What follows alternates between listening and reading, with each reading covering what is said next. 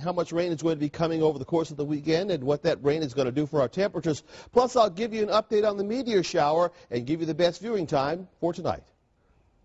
Also tonight, an Indiana lawmaker says he is the victim of a shakedown after computer messages about a sexual rendezvous were revealed to our news gathering partners at the Indianapolis Star.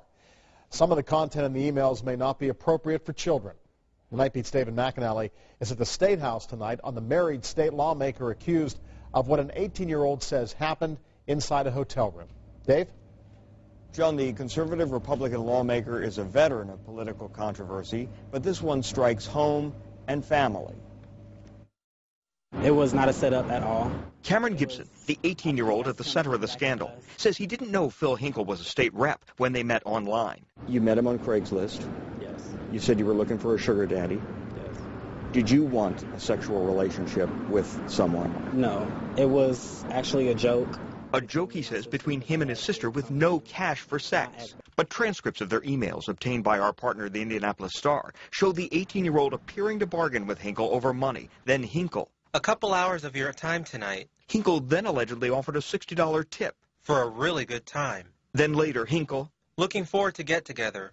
We'll call you when leaving dinner and give you room number. You get downtown, I'll get you home. Deal? Cameron Gibson. Deal. Don't stand me up. Hinkle. I won't.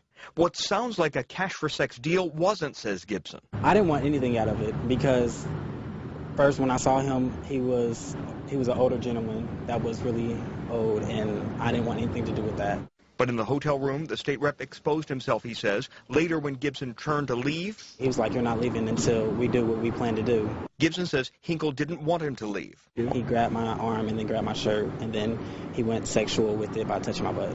Gibson says going public's been rough, but he did it when he learned Representative Hinkle did things like create the In God We Trust license plate. I just wanted to tell the world because I found out that he was an anti-gayness, so he didn't like gay people. So why are you trying to get with somebody that's gay? He's talking about Hinkle's stand against same-sex marriage. We tried to reach Representative Hinkle for comment. Felt sorry for him. Hinkle's neighbor says Hinkle warned folks the scandal was coming. He says it's been a bad couple months for Hinkle. He lost his job, wife facing surgery. Pretty much told us the whole story and said he screwed up.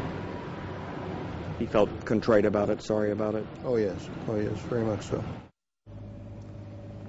The 18-year-old man denies he is in the business of sex for cash. His family says that he's now being approached by getting calls from national TV talk shows to sit down and tell his story. You can go to WTHR.com and we will have additional sound bites from the man at the center of this case. David McAnally, Channel 13 Eyewitness News. Thank you, David. And Phil Hinkle is a Republican who represents Indiana's 92nd district, which includes parts of Wayne and Pike Townships in Marion County. He has been in the Indiana legislature since the year 2000. Before being elected to the legislature, he was an Indianapolis City County Council member from 1991 until 2000. Hinkle was also the Wayne Township assessor between 1979 and 1990. Indiana Governor Mitch Daniels also addressed the allegations against the lawmaker today. It's not for me to say. It'd be between him and his constituents. It's just a personal and a family tragedy, and I'm sad about that.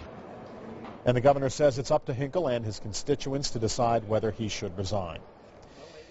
Tonight, investigators are looking into the possible abduction of an 8-year-old boy by his non-custodial parent. Indianapolis